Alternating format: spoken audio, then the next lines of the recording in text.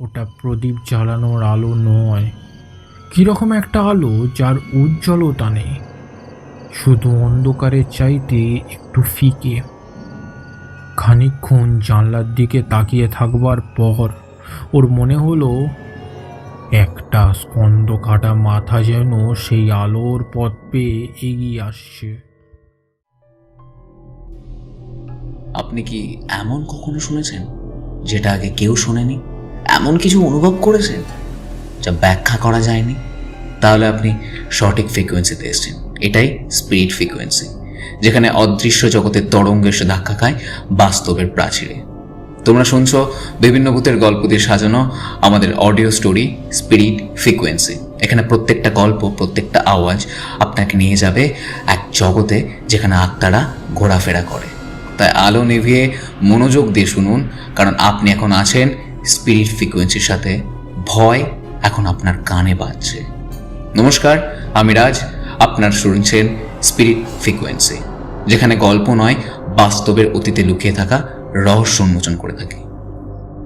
আজকের গল্পের নাম স্বপন বুড়োর লেখা স্কন্দকাটা।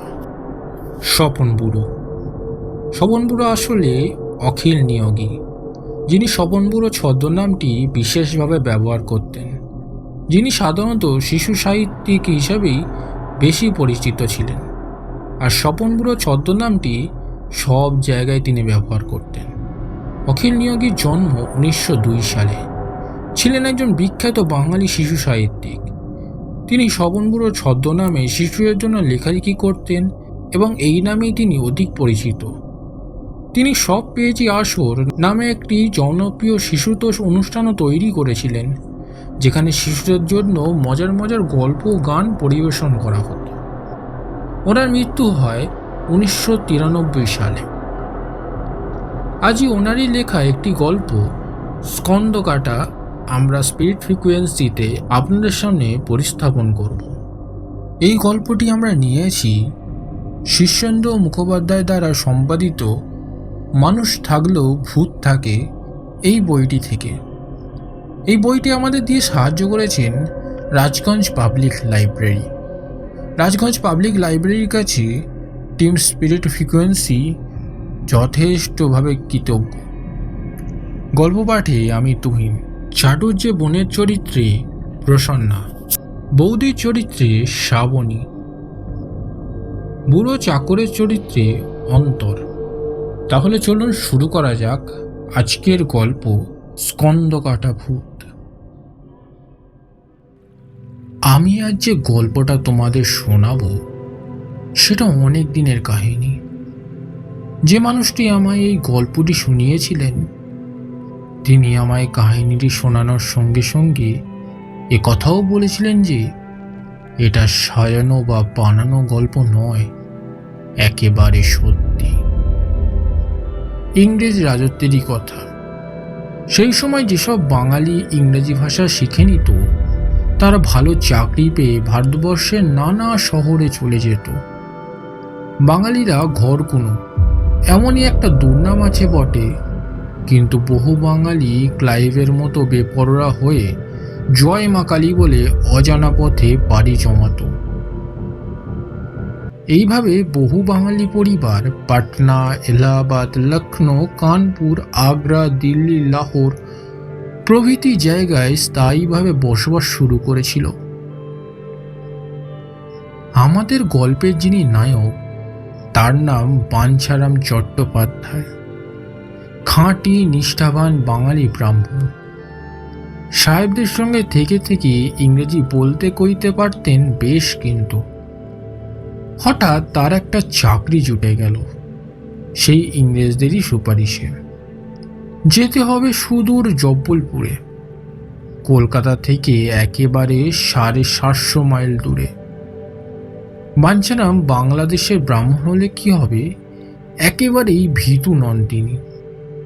তাছাড়া সারা দেশ দেখার আগ্রহ তার বরাবরই ছিল। কলকাতা থেকে 750 মাইল দূরে যেতে হবে শুনে আমাদের বাঞ্ছারাম তো বিশেষ উৎফুল্ল হয়ে উঠলেন। অল্প বয়সে বাপ মারা গেছেন, ছোট ছোট ভাই বোন অনেকগুলি, তাদের মানুষ করতে হবে। এই আশা নিয়েই যথাসময়ে বাঞ্ছারাম চাটুজ্যমশাই রওনা হয়ে গেলেন। গিয়ে পৌঁছালেন সপরিবারে একেবারে জব্বলপুরে। দূর বলেই তো আনন্দ, অজানাকে জানতে হবে আর দূরকে আপন করে নিতে হবে। শহরের বাইরে একটি দুতলা ছোট্ট বাড়ি।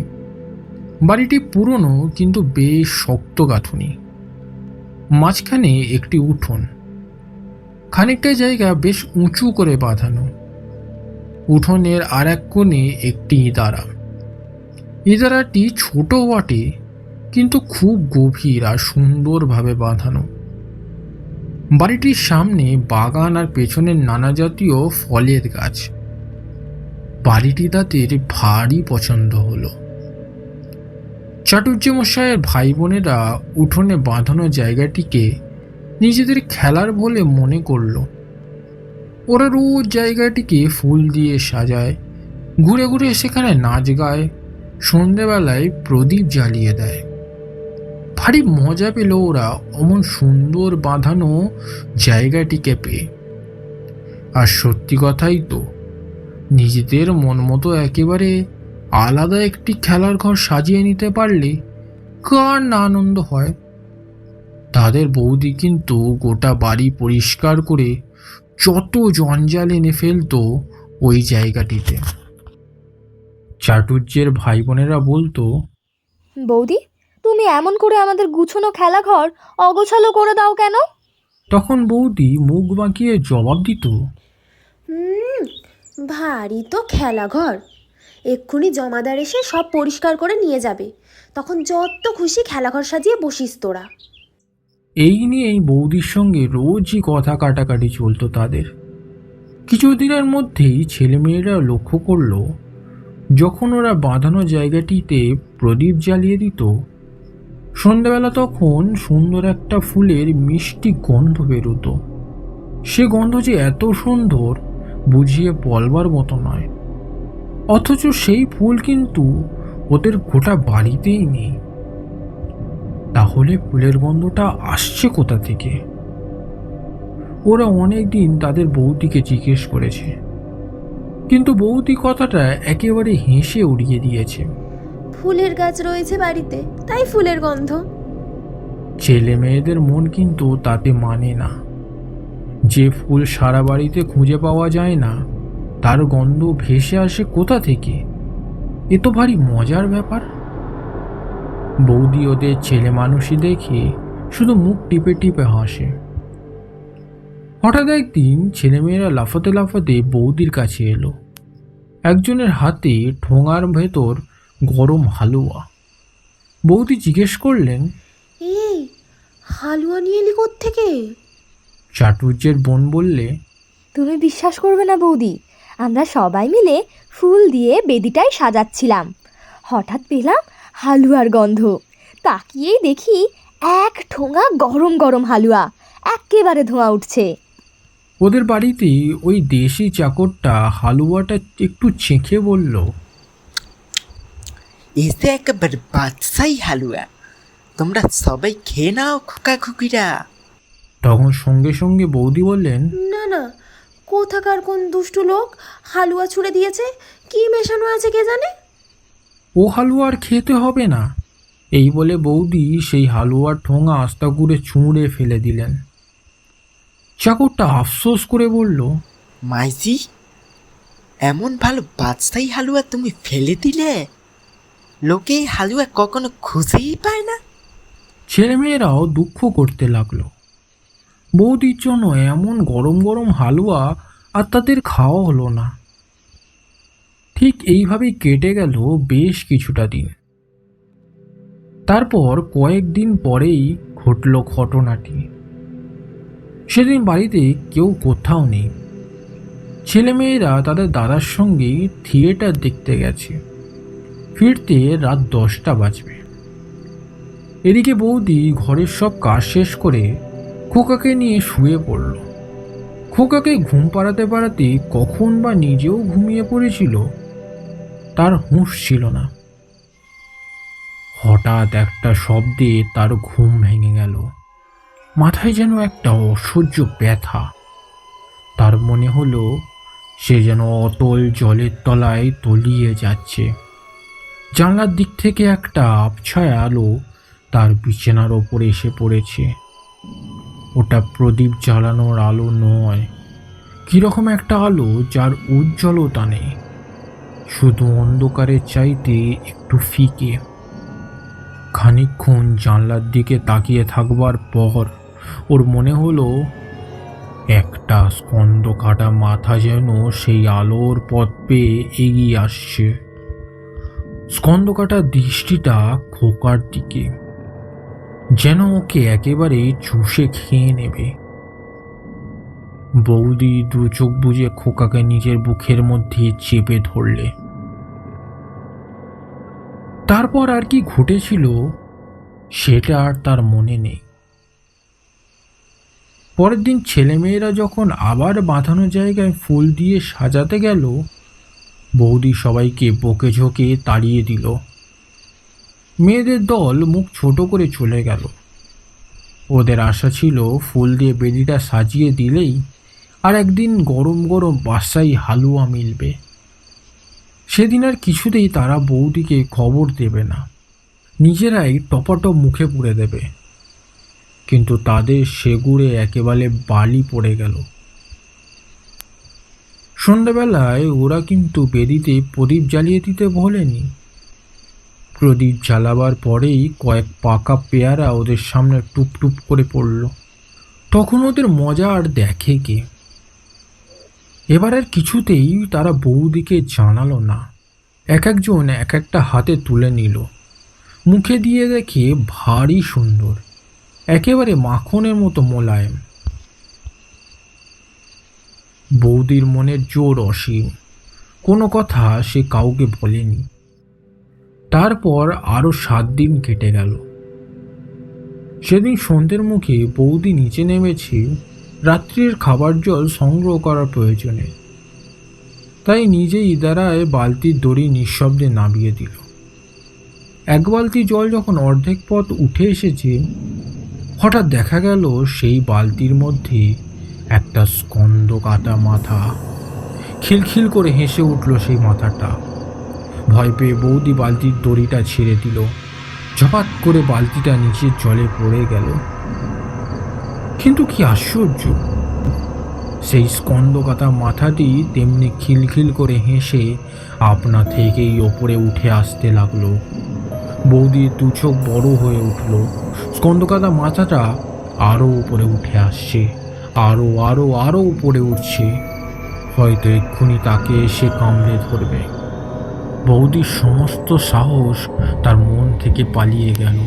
সে চিৎকার করে সেইখানেই মূর্ছিত হয়ে পড়ল।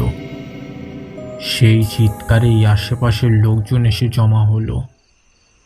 একটু পরে বাঞ্ছারামও ফিরে এসে দেখলেন লোকজনে তার বাড়িতে ভর্তি হয়ে গেছে। রামু চাকরটা জয়রাম জয়রাম বলে কেবলই চিৎকার করছে। সকলের কাছ থেকে খবর জেনে একটি বুড়ো মুসলমান ভদ্রলোক এগিয়ে এলেন। সাদা চুল, সাদা গোঁফদাড়ি, কোথাও এতটুকু কালোর রেখা নেই তার শরীরে। সেই মুসলমান ভদ্রলোকটি বললেন, বাবুজি, আমি এই অঞ্চলের বহুকালের বাসিন্দা, সব খবরই আমি রাখি।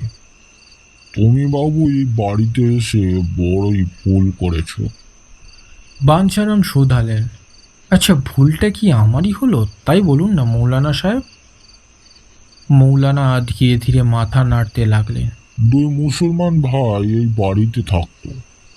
ভারী ভাব ছিল তাদের মধ্যে, কিন্তু হঠাৎ পিতৃধন নিয়ে তাদের মধ্যে লাগলো ঝগড়া। এক ভাই সম্পত্তির লোভে গভীর রাত্রে উঠে আর এক ভাইয়ের মাথা কেটে ফেলে। পাছে কেউ জানতে পারে, সেই জন্য নীরব নিশ্চিতে উঠানে গর্ত খুলে মৃতদেহকে কবর দিলে। তারপর বাঁধিয়ে দিয়ে তৈরি করে দিলে ওই বেদির মতো জায়গাটা। এখন সমস্ত ব্যাপারটা জলের মতো পরিষ্কার হয়ে গেল।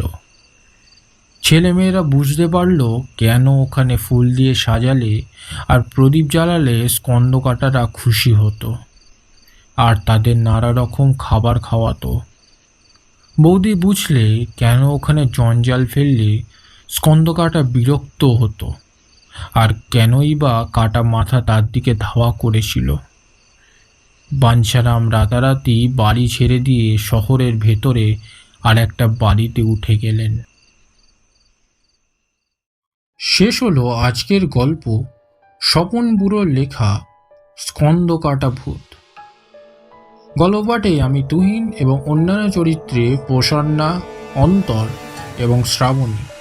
স্পিরিট ফ্রিকোয়েন্সি পরিচালনায় আরও একটি গল্প আপনাদের সামনে পরিস্থাপন আমরা করলাম। পরের সপ্তাহে ঠিক একই সময় আপনাদের জন্য এরকমই হাড় হিম করা একটি গল্প আমরা আবার নিয়ে আসব। তাই স্পিরিট ফ্রিকোয়েন্সিকে সাবস্ক্রাইব করতে আপনারা ভুলবেন না কিন্তু। গল্পটি ভালো লাগলে গল্পটি লাইক করুন, কমেন্ট করুন এবং বেল আইকনটি প্রেস করতে ভুলবেন না। So stay connected with us.